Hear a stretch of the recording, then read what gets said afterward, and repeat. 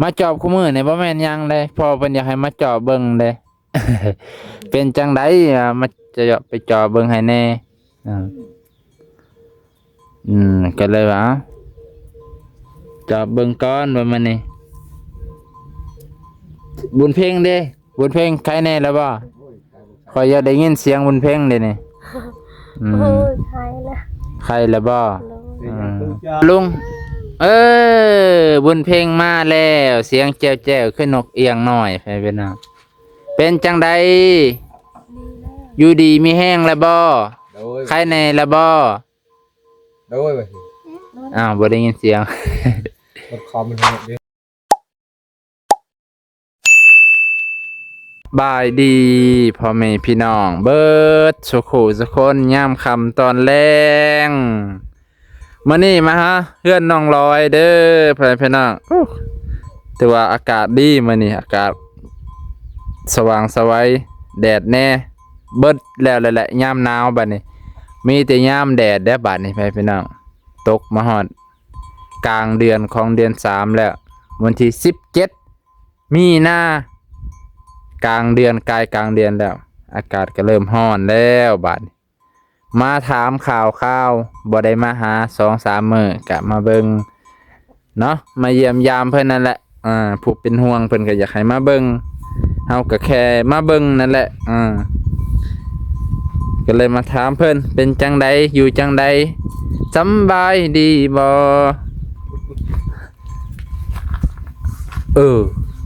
สบายดี สำบายดีอืมเป็นจังได๋ลูกสาวหล่ะเจ้าคือเฮ็ดหน้า โอ้ยมัน เป็นจังซั่นไข้แน่แล้วบ่นี่ ไข้แต่มันจะนอน เออตัวเราเป็นตุ่มแน่เนาะ ตูเป็นตุ่ม แสดงว่ายังอยากนอน เสียงนอน ยังมีไข่อยู่นี่เนาะ ไข้เรื่องไข้นะเขาเบิ่งมา ไข้แน่แล้วบ่ ไข้มันอาบน้ำเมื่อเช้านี้ก็ลิ้นอยู่ เออ กินนั่นน่ะมาม่าฮะกินนั่น โจกนำบ่ บ่ เบิดแล้วบ่โจก ยังไปกินอันนั้นท้องเสีย โอ้เด็กน้อยนี่ท้องเสีย แม่นกับอันน่ะน้ำนมครับ โอ้นมในท้องเสีย ท้องเสียเล็กตะซอยครับ เออ เป็นหมดเอาตะโก สำหรับผู้ใหญ่ติเนาะ สำหรับผู้ใหญ่ก็ยังสิเป็นนะ แสดงว่าซื้อไปบ่ได้กินเลิศกิน มันถึกอย่าให้มันถึกแดดร้ายได้นมมันเสียไว้ แม่น บุญมีก็คือว่าอยากนอนอย่างเดียวนอนเนี่ยเนาะ อยากนอนอย่างเดียว เอา ถ้าก็ตื่นที่นอนนะนี่เมื่อกี้นี่ เอา ก็มันเล่นแต่เช้านี่นะถ้าก็ตื่นที่นอน เอา ถ้าก็อยากนอนต่ออีกมันเนี่ย ก็ตัวละหอนบ่เด้นี่ตัวหอนบ่เด้นี่ บ่ธรรมดาจัง เย็น มีที่หือออก โอ้คันเทออนน่ะสวงแล้วครับว่าเนาะ แม่น ถ้าพักยามกลางคืนเนาะอากาศมันเย็น แม่น อืม กลางคืนก็บ่เป็นหยังดอกบัดนี้มันชีวิตแล้วนี่นะคันเฮ็ดมันออกตุ่มแบบนี้แล้วมันชีวิตแล้ว เอา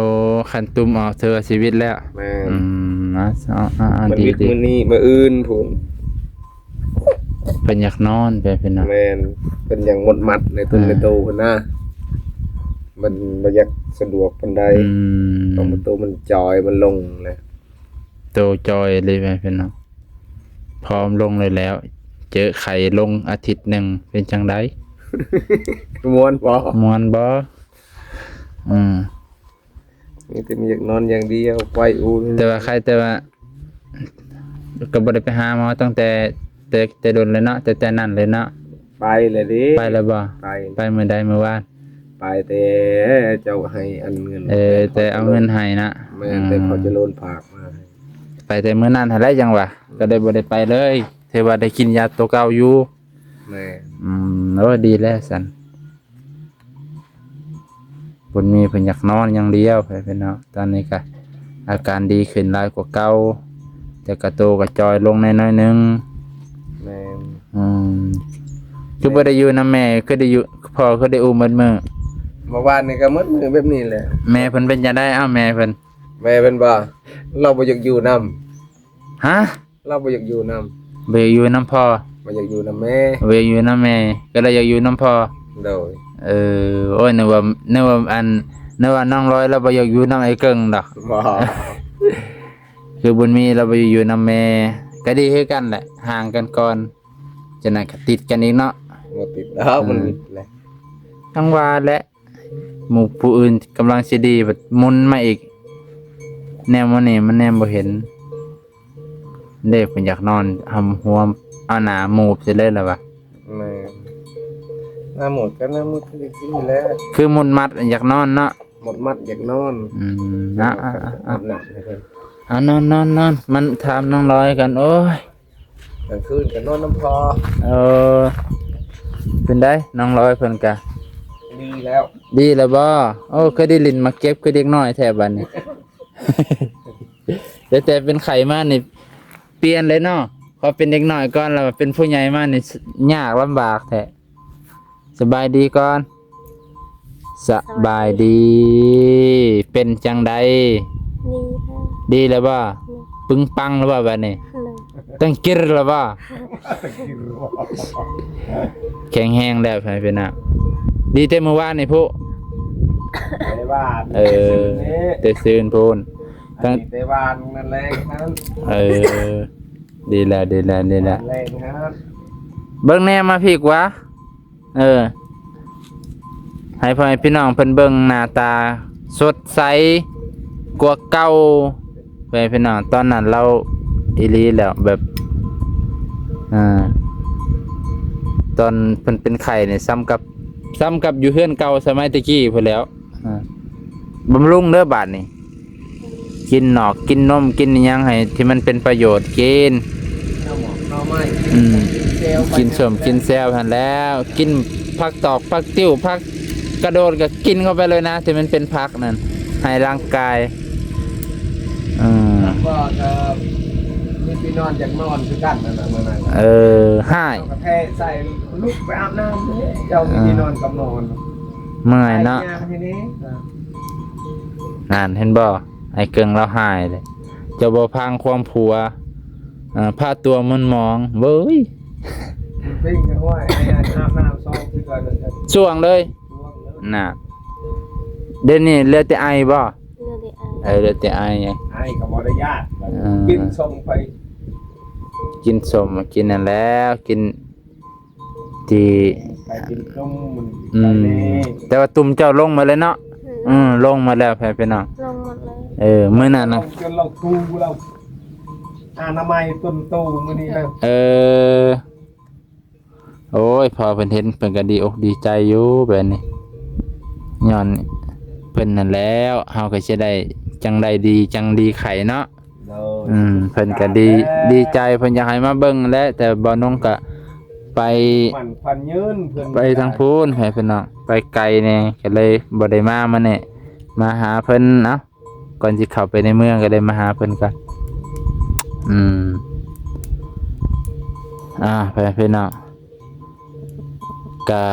ถือว่าดีใจนำอาการดีขึ้นมาสดใสเหมือนเดิมดีใจนำเฮาก็สิดนจังได้มาหาเพิ่นบัดนี้เพิ่นดีเลยเด้มาจอบคู่มือนี่บ่แม่นหยังเลยพอเพิ่นอยากให้มาจอบเบิ่งเด้ เป็นจังไดมาจะไปจอบเบิ่งให้แน่ก็เลยว่าจอบเบิ่งก่อนว่ามันนี่บุญเพ่งเด้บุญเพ่งใครแน่แล้วบ่ขอยอยากได้ยินเสียงบุญเพ่งเด้นี่ โอ้ยใครนะ ใครแล้วบ่ เสียงตู้จอย ก็โตยังจอยบำรุงแล้วบัดนี้ฮะเรากินนมตัวนั้นนั่นแหละ นมตัวได้อีก เดี๋ยวเชื่อ แล้วตาซอยกินบ่ได้บ่ บ่ ฟองเสีย จักว่าแล้วตาซอยเบิดอายุบ่จัก เห็นฟองน้อยๆแค่นี้ ตัวน้อยใคร ตัวค่อยซื้อตัวค่อยซื้อให้เจ้ากับบุญมีนะบ่ตอนนั้นมันหวานเด้มันเป็นน้ำผึ้งน้ำ น่ะเจ้าคือไปซื้อตอนนั้น พอเพิ่นบอกให้ซื้อแล้วตาซอยเนาะข้อยสิไปคัดเพิ่นจังได๋ เพิ่นก็อยากให้ซุนเจ้ากินได้หลายแหละแต่ในว่าซุนเจ้าบ่เคยกินแล้วตาซอยเด้บางคนบ่เคยกินแหละธาตุมันบ่รับได้บ่แม่นตั้งว่าเอาได้เพราะว่าข่อยเคยเป็นแบบว่าแต่กี้ข่อยบ่เคยกินแล้วตาซอยข่อยไปกินแล้ว1เห็นบ่ข่อยบอก บางคนบ่เคยกินแล้วมันสิหากท้องเฮากระเพาะเฮาหับบ่ได้เด้เฮากระเพาะเฮาบ่เคยหับกินแล้วมันสิหากบุญเพ่งมาพี่เดินไปไหน ไม่เรียนเด้อ แต่ต้องต้นปี เดินไปไหนเลยบุญเพ่งได้ยินว่าพี่น้องเสียงบุญเพ่ง ได้ยินเสียงแล้ว ได้ยินแต่เสียงแจ้วแจ้วคือนกเอียงนั่นแหละพอพี่น้องได้ยินเสียงบุญเพ่งก็คือสิดีใจแล้ว แต่ว่ายังบ่เห็นหน้าเดี๋ยวไปไหนบุญเพ่งแป๊บนึง พี่ก่อน ตัวไว้ กันละถือไว้ กันละเอ้ยกันละ ตัวไว้ตัวไว้ ถือไว้ถือไว้ นี่มานั่งนี่นั่งคือรีผัวนี่จังไดบุเจ้าก็ได้ย่านผัวหายบ่มานั่งพี่คอยแล้วสิหายบัดนี้ได้ ยาโคแห้ง อ่า คลิปอีกบ่ไม่ถ่ายอยู่แต่ว่า นั่งหันหน้ามาพี่นะฮะนั่งหน้ามาหันนั่งหน้าไปได้หันหน้ามาข่อยนี่นั่งเจ้านั่งกระตอนั่น สวัสดีป้าลุง สบายดีป้าลุงบุญเพ่งมาแล้วเสียงแจ้วแจ้วขึ้นนกเอียงหน่อยไปเป็นน้ำเป็นจังใดอยู่ดีมีแห้งแล้วบ่ โดย ใครในแล้วบ่ โดยไป อ้าวบ่ได้ยินเสียง มันคอมมันแหบดิ คอแหบบ่นี่แนมนี่แนมกล่องนี่ไปเป็นน้ำสดใสขึ้นมาแล้วล่าเริงขึ้นแล้วไปเป็นน้ำเห็นพ่อแม่พี่น้องเพิ่นอยากให้มาเบิ่งแหละบนเพลงล่าเริงแหละไปเล่นรถตามสบายเพิ่นได้เห็นหน้าหน่อยหนึงเพิ่นก็ดีใจแล้วคนเฮายามเจ็บยามไข้นี่มันอีหลีแหล้ว ป้าจำปืนได้ ยามเจ็บไข้เนี่ยอารมณ์ก็บ่ค่อยดีหน้าตาก็ห่วยเมื่อยเลยเนาะคือบ่คือตอนอยู่ดีไม่แห้งได้บ่ยังเหลือแต่บุญมีเนาะตามเบิ่งเนาะบุญมียังบ่โอเควันใดเพิ่นพี่น้องแต่ว่าก็ยังมีไข้แหละตามเบิ่ง ทางออกอันกระป๋อง ตุ่มยังทันออกเนาะ ฮะ บุญมีหลายกว่าเจ้าบ่ตอนนั้นบุญมีบ่ได้เป็นเนาะมื้อวานมื้อซื่นนี่บ่บุญมีเด้บุญมีบ่ได้ บุญมีบ่ได้มีตุ่มตอนนั้นมีแต่น้องร้อยกับบุญเพ็งนะตุ่มขึ้นพอบัดนี้น้องร้อยตุ่มเบิดแล้วก็ช่วงเลยแผ่นน่ะไข้ก็ดีขึ้นเลยอาการก็ดีขึ้นตามลำดับแต่ว่าบุญมีก็ยังอยู่ถามมื้ออื่นมื้อฮื้อคิดว่าน่าจะประมาณนี้คือว่าไอ้เกิงบ่ให้ถ่ายบ่ ไป ไอ้เกิงล่ะ โ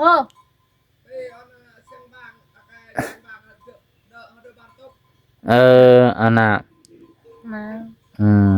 ไอ้เกิงโอ้ยบ่ให้ถ่ายดอกเพิ่นว่าเป็นยันถ่ายเนี่ยว่าจักเป็นไข้ ไปบ่ นี่มัน ไอ้จวยเจ้าอะไรแม่นบ่ใครแบบบ้ามันบ่เกี่ยวกันดอกเจ้าของมันก็เป็นบ่ซุเฮือนแหละเป็นไข้ไผสิบ่เป็นเฮือนหลังอื่นเขาก็เป็นคือกันต่างแต่เฮาบ่ได้ไปถ่ายซื่อนั่งดีๆเอาสิผูกคอแล้วบัดนี้คำว่าเรื่องผัวเลยสิผูกคอ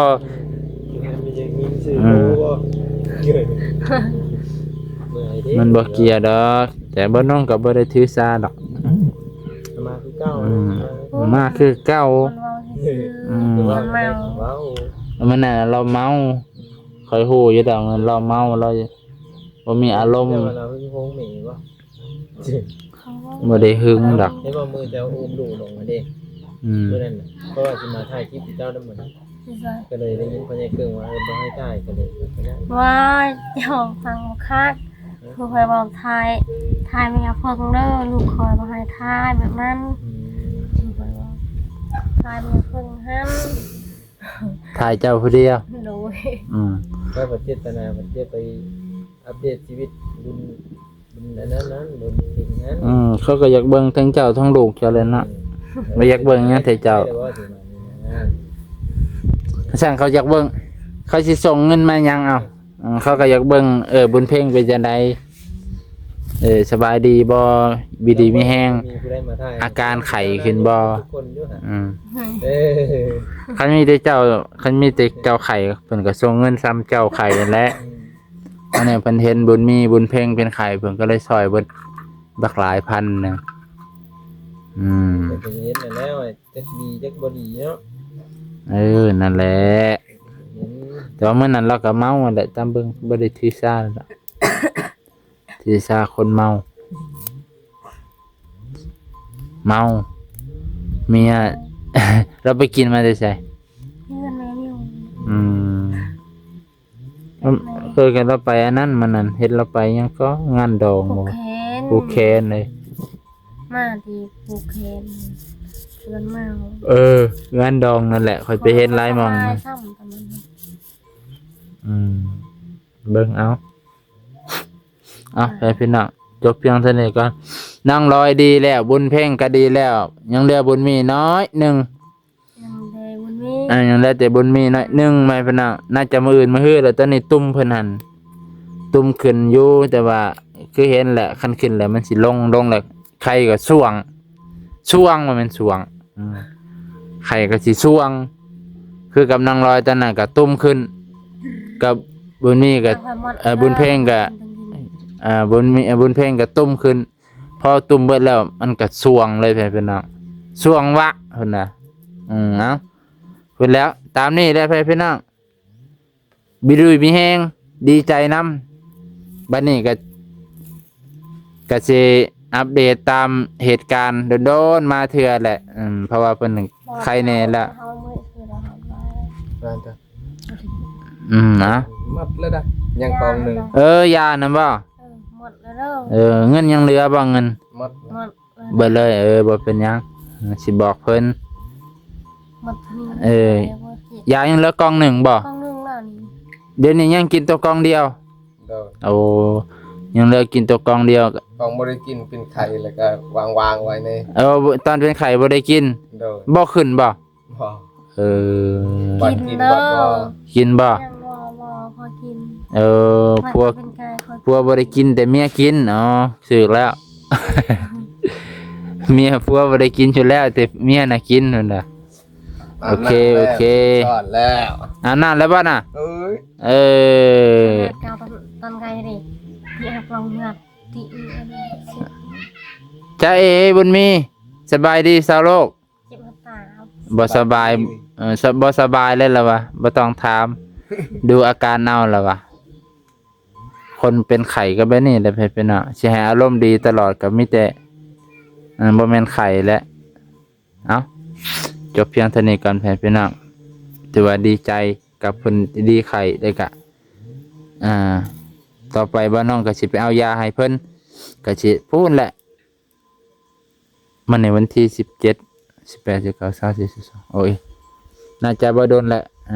ทำที่พอเพิ่นส่งเงินมากะสิไปเอาเลยแล้วก็สิไปพุ่นแหละไปธุระทางพุ่นน้ำไปพี่น้องเอาอยู่ดีไม่แห้งเจ็บอย่าได้ไข้อย่ามีสุขภาพแข็งแรงสุขกายสุขใจ สบายดี มันยืนร่ำรวยแฮปปี้เอนดี้เด้อบัดนี้แฮปปี้เอนดี้ละบ๊ายบายบุญมีบุญมีว่าบ่ต้องถามเลย